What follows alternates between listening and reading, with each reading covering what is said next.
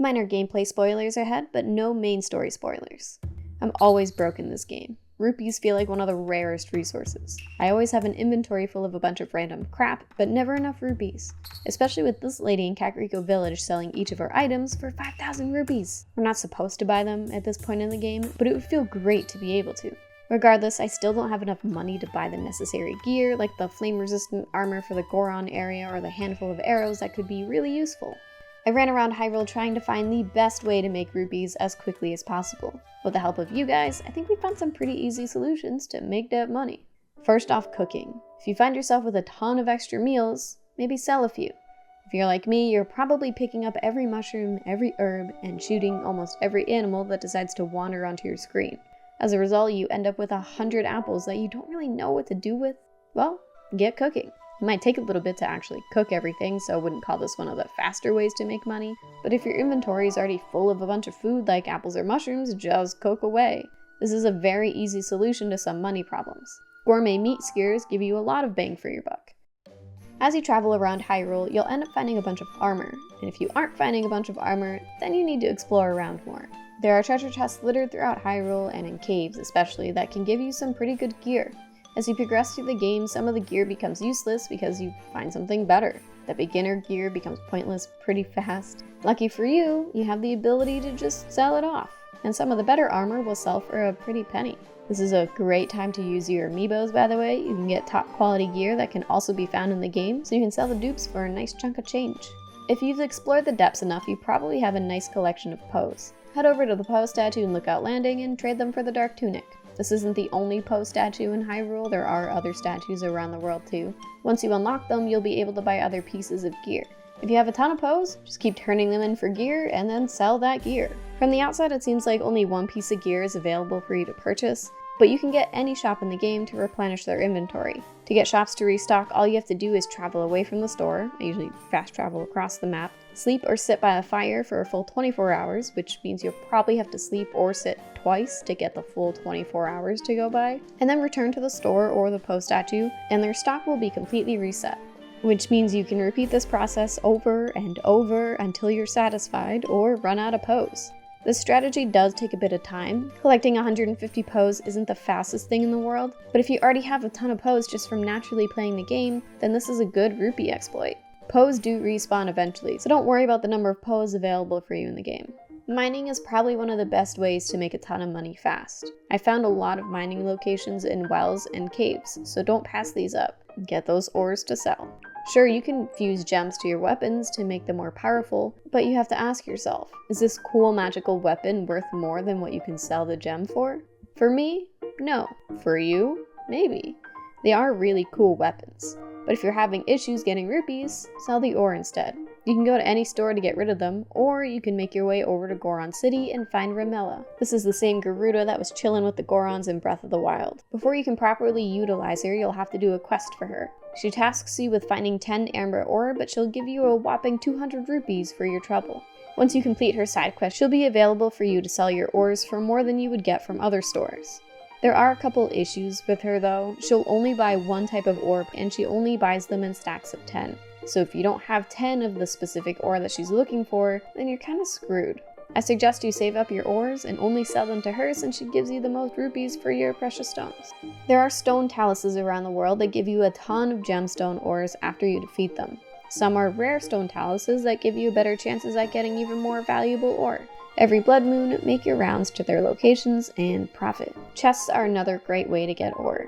Sure, most of the time it's an amber or an opal, but don't walk away from these chests. Make sure you're grabbing the treasure in each shrine as well. If you see a fort of enemies, defeat them all and unlock the chests there as well. Don't just run around Hyrule from one quest to the next. Explore in the process. You'll be surprised how many helpful items you can find. Blurpies are the blue, shiny, ghost-like bunny things that you see around Hyrule. These tend to run away from you if you get too close, so don't. But if you're lucky enough to hit one, it will drop rupees. A good way to deal with these is to use sneaky gear or sneaky food, slowly make your way towards them and start whacking them or shoot them with arrows. Every time you hit them, they'll drop easy money for you. Don't just sprint past these suckers, take your time with them and get everything that they can give you. Minigames are a mechanic that have been in the Zelda games for quite some time. Animal Crossing, take notes please. Playing and successfully completing these minigames will get you a nice chunk of change. The only problem is, they usually cost about 20 rupees to play. If you don't have the cash to get going, then these aren't the best thing for you, but if you do have 20 rupees in your pocket, talk to these NPCs and get mini-gaming. One of my favorites is this lady who has a wagon full of plushies. When you talk to her, she'll get startled and her inventory flies out of her wagon and onto the ground or the water around her. She'll task you with gathering them and stacking them back into her cart within a specific time limit. One of the easiest ways to go about this challenge is to use the recall function, which forces the plushies back into the cart on their own. It's definitely a slow way of doing it, but I can complete the one down by Nabi Lake easily within the time limit. Every time you finish this particular game, she'll reward you with 100 rupees, and you can keep repeating it. Just pay the 20 rupee entry fee and profit. There are a bunch of these mini-games around Hyrule that get you easy rupees. A couple are quicker and easier than this one, but I mean, it's not bad if you want to spend a little bit of time hitting that rewind button over and over again. There is another mini-game near the Rito area that I enjoy. Thanks to Maple Paint Tube, we know an easy way to complete this without having to skillfully catch the balls while they're in the air. All you have to do is use the recall ability on them and reverse the balls until they're back over the basket. Then cancel the ability and the ball should just fall right into place. Don't forget about the side quests while you're exploring Hyrule. Sometimes the NPCs will give you a good chunk of change for helping out. Sure, occasionally you'll get a side quest that requires a lot of effort, but the ones that do tend to compensate you accordingly. Like this guy in a cave. All I had to do was follow some lights in a water and bam, 100 rupees, easy peasy. Or everyone's favorite NPC, Addison. Yeah, that's right, that sign guy. He's not technically a side quest, but I don't really know what else to categorize him as. All you need to do is keep his sign up for 5 seconds, and he's a happy camper. Helping him guarantees you at least 20 rupees, which is a pretty good return since it doesn't usually cost you any resources to participate, and sometimes he gives you food that you can just turn around and sell. Just get your engineer brain going and try to work these wood planks into something that can stand on its own. There's a well lady that you can find in the Riverside Stable Well. She'll give you a side quest to find every single well in Hyrule. As a reward, you'll get 10 rupees per well that you visit. After you talk to her for the first time, you'll find her in Lookout Landing for the rest of the game.